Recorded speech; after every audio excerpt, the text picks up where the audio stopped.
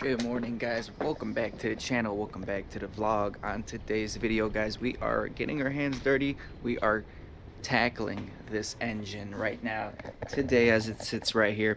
As you guys can see, it's a warmer day out here, so we're gonna keep the garage door open. We got ambient lighting all around here so you guys can enjoy this content. And on today's video, guys, we gotta take these straps off. We gotta unleash the beast, if you know what I'm saying. And let's start dissecting this thing, so keep watching.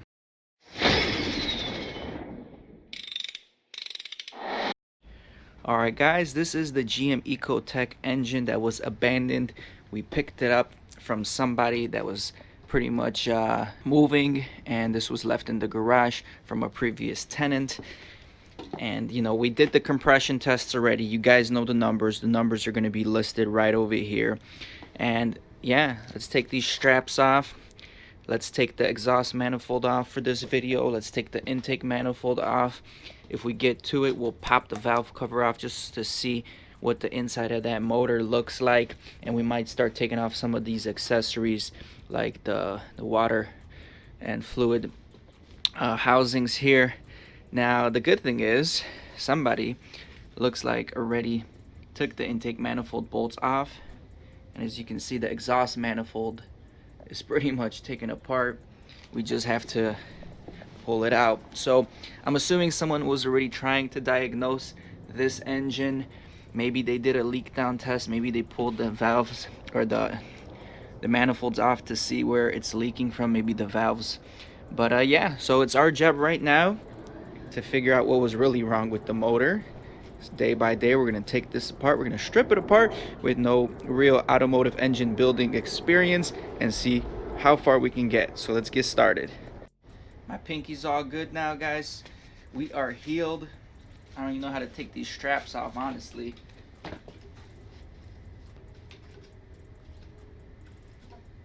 I have no idea.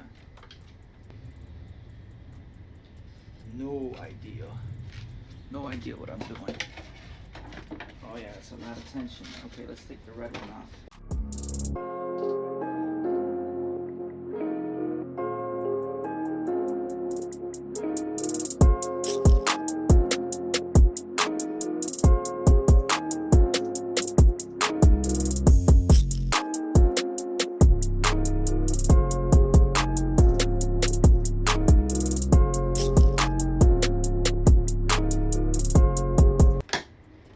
Okay, we got it, boys.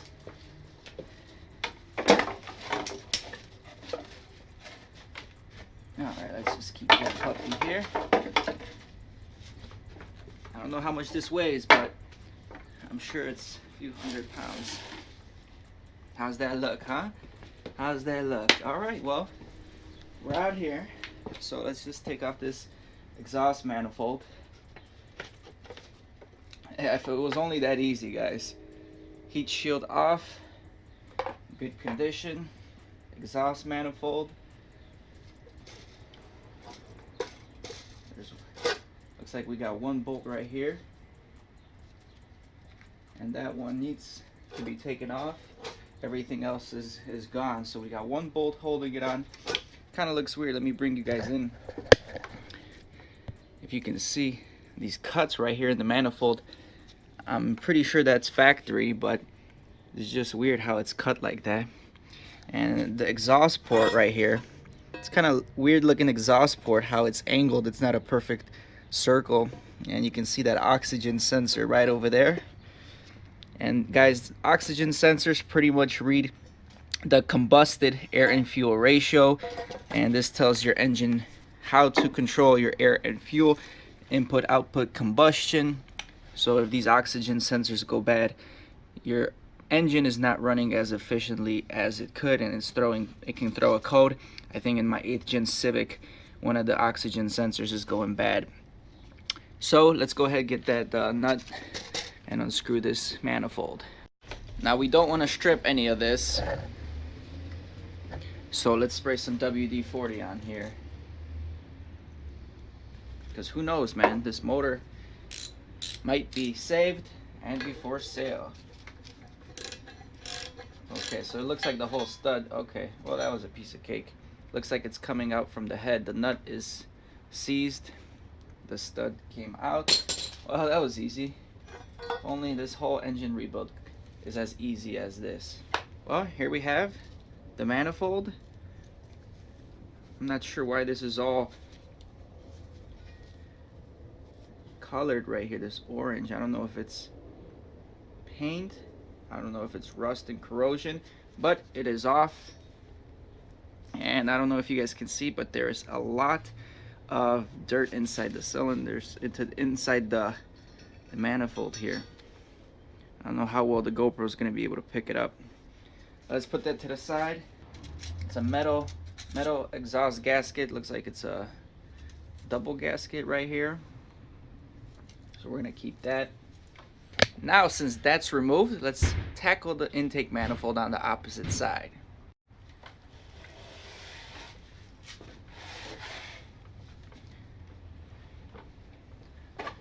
All right, here we go. We got the intake manifold right here. This is pretty cool because we still got a lot of parts here. We got throttle body, and again, it looks like they already had this thing removed. So let's just go ahead and finish what they started. Unscrewing a bolt right here by hand.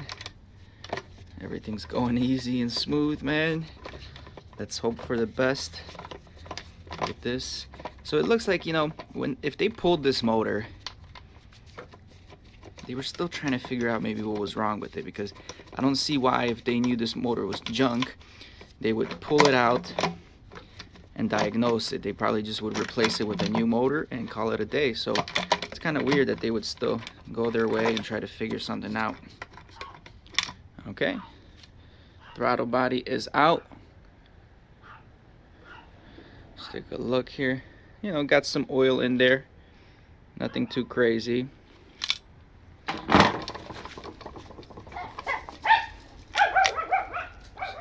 Sorry for the dogs, but you know, it's family.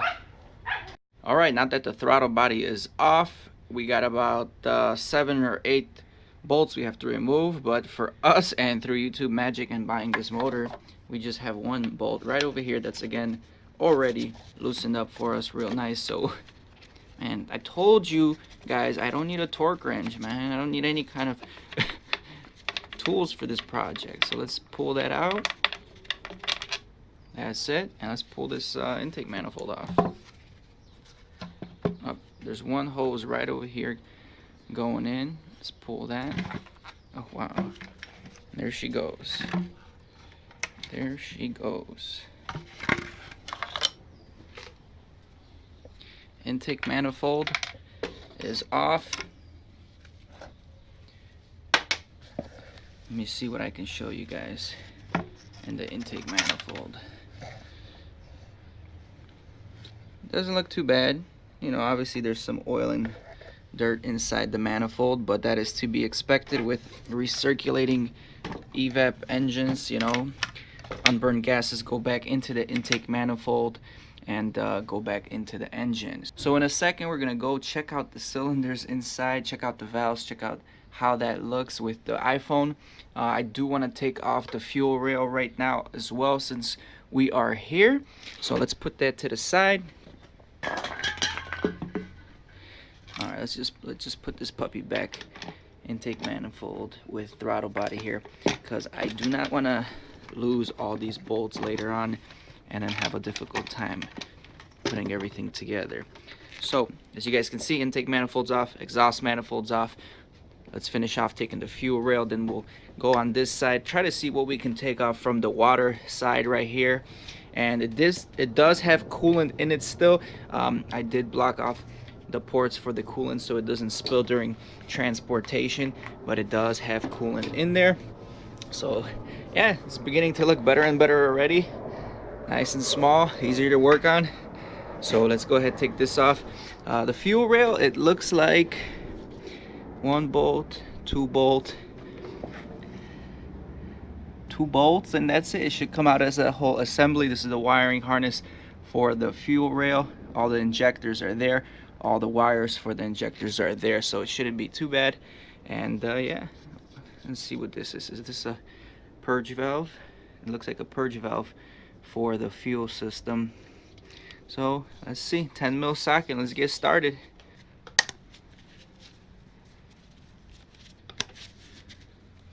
Easy as pie again so far. No problems with taking apart this motor, guys. Alright, we got the two nuts off, and I think I'm just gonna pull it out as a whole assembly if I can wiggle it out here. I don't want to disconnect everything separately. And there we go. Voila. So looks like an adapter came off on cylinder 3 here. There it is. We'll just put that puppy right back in there for now. And these are the injectors, guys. Fuel injection motor. A lot of debris in here. Port injection, but look at all the debris. If you guys can see the debris on each injector right here. It's pretty bad. I mean, I haven't seen any other injectors. This is the first time I'm seeing injectors in my whole life, but they got some debris on them as well. So yeah, let's put that to the side, and we're getting closer. We got some pins over here we're gonna put back on the intake manifold as well, and let's go forward. Guys, now that we have the intake and exhaust manifold out, we can take a look at the ports in the cylinder head. We'll take a look at the exhaust port at the moment. I believe this is exhaust port. No, I'm sorry. This is the intake port and the intake valves. So let's just take a look, see if we can find anything obvious.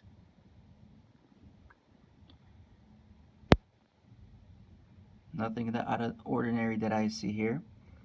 Cylinder 2, aside from some spider webs.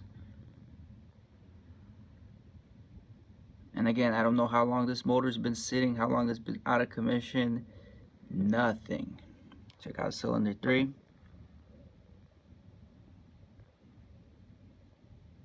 It's not too bad. I mean, intake manifold. So again,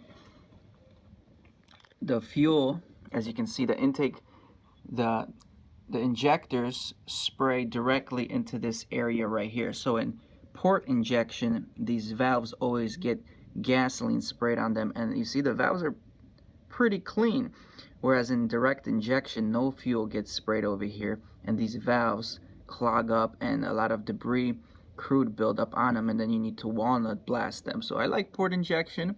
Now the cars are coming out with port and direct injection, which is pretty much the best of both worlds.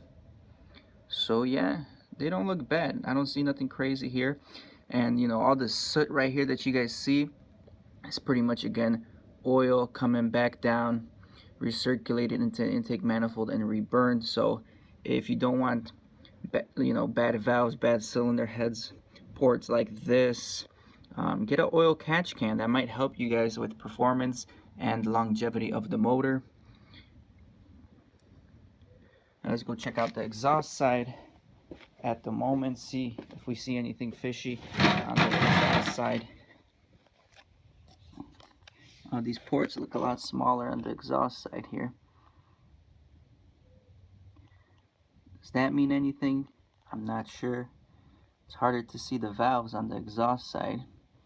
I wonder why. Maybe they're pushed down right now with compression, depending on which stroke they are. Yeah, you see them a little bit more over there. Cylinder 2. Can't see much. And cylinder 1. I mean, I can't tell if they're bent or anything, unless it's that one look bent on the right.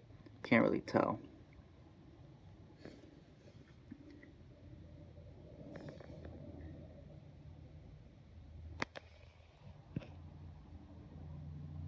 Well, we'll have to see if they're bent or not once we get the valve cover and the valve head off. Alright, let's take off the valve cover here, and we got 10 mil bolts all around.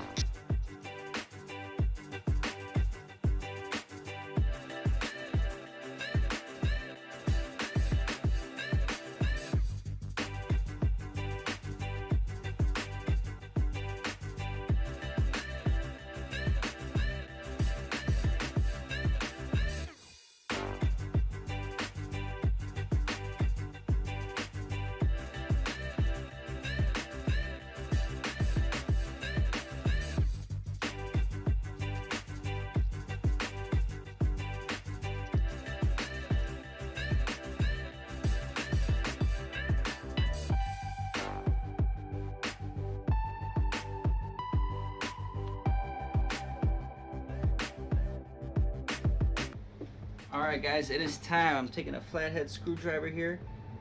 I'm just going to slightly pry it against the valve cover.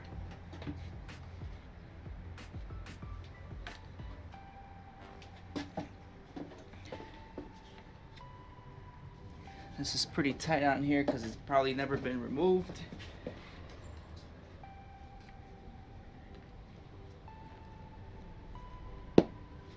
But we got it loose.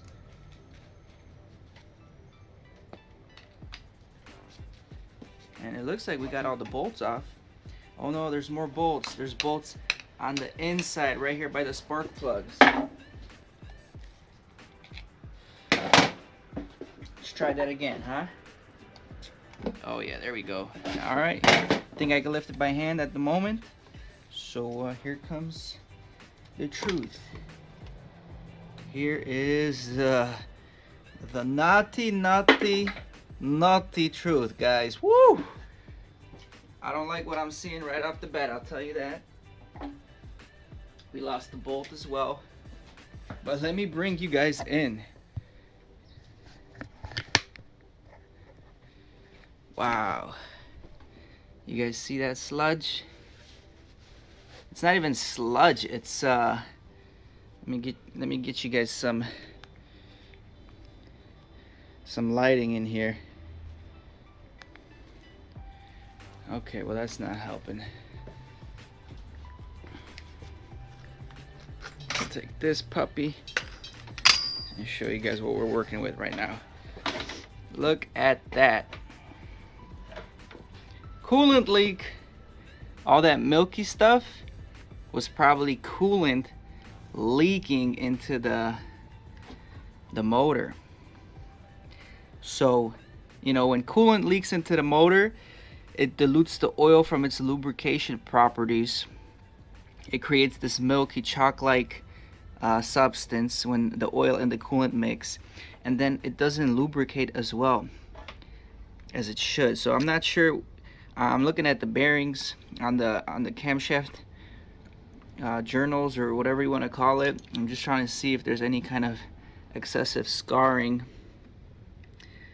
There is definitely something on some of them, like right there. I don't know how well you guys can see it right with the GoPro, but yeah, that's our issue. All right, this is the timing right here, and I'm not sure if this is going to be, at the moment it's not top dead center. We don't have anything aligned, but you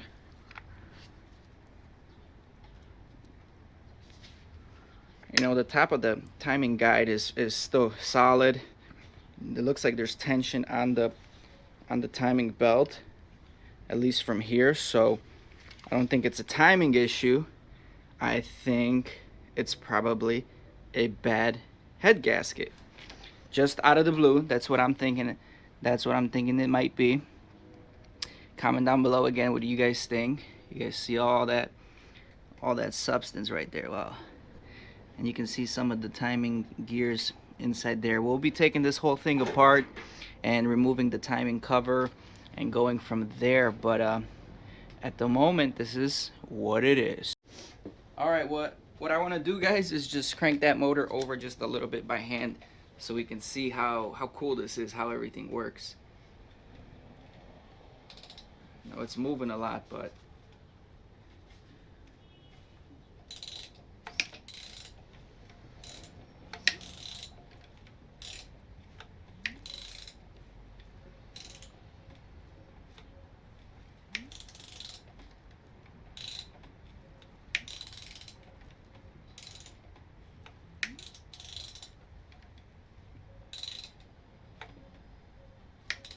and there is a little crack. I keep hearing it on cylinder 1. There's like a noise, like a tick every time I turn it.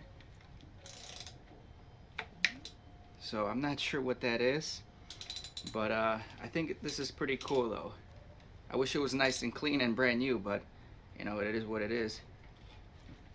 Abandoned motor. We have our first issue with the abandoned motor. Alright guys, well thank you for watching this episode. We got the tear down. We took the exhaust manifold off, the intake manifold, the valve cover, the fuel injectors, and this is our big problem that we are facing right now. Well, it's not a terrible problem because a head gasket can be replaced. Alright guys, for those of you that stayed till the end, thank you very much for watching this episode. It was pretty fun. I'm going to probably film a second episode today as well because it is freaking 50 degrees out here in the ending of December, so I'm grateful for that. As you guys can see, we have coolant contamination, antifreeze contamination in the engine. The whole thing is just milky, chocolatey. I wasn't able to check this in the beginning because there's no dipstick. You can also just pull the dipstick out of the motor and check if it's milky, but clearly it is milky,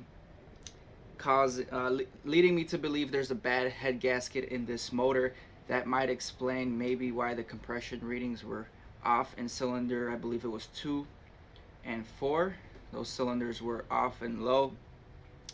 The timing guide looks intact. The timing chain looks so far to be intact, and we'll see. We'll keep going. We'll see what other problems we run into with this motor. Hopefully not too much, and hopefully we can have some fun, enjoy the motor while we have it, learn as we take this thing apart, and go from there. So again guys, if you haven't smashed the like button already, please smash that like button, support me, and help me grow this channel a little bit more. I appreciate you, and we'll see you on the next video. Peace. I ain't here for the money, I ain't here for the fame. Though it might be nice to own a jet plane, I'ma do it all for you. Come along and see it's true, but the world is pretty cold. You might need a sweater too. I'ma put a ride on ya. Kid from California, trying to make it in life. In school they never taught ya. Dreams of my own, I've been working